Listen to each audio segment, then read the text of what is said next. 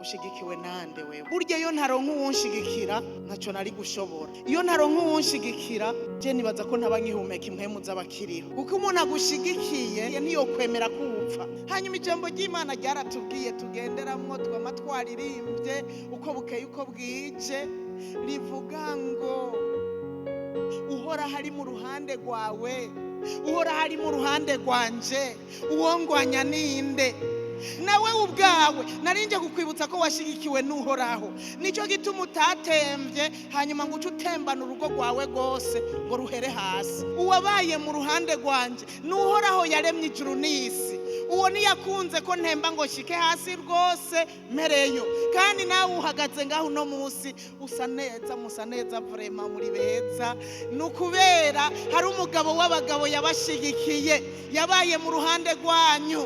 Na jewe ndi mwiza uko umugabo w'abagabo yashigikiye. Haleluya. Aransiga nawe aragusiga, aduha ibyo kurya aduha ibyo kunywa. Haleluya. Nico gituma dusa gutya uno musi, nico gituma wambaye ako gahuzu kabegwa. Hari umugabo yabaye mu ruhande rwacu. Navuye muhira uwo mugabo turi kumwe. Haleluya. Navuye muhira anshigikiye, nawe yaja gushigikiye. Nico gituma tutatembye ngo duhure n'ibyago, ngo duhure n'amasanganya, kubera uwo mugabo yabanye natwe. Haleluya. Umugabo yadushigikiye ni majorite kubera naho bose abantu botuvako nguma mfise abantu benshi, kubera uwo mugabo umwe gusa yabaye mu ruhande rwanje. Haleluya. Nshigikiwe n'Uhoraho. Mu rugo rwanje nshigikiwe n'Uhoraho.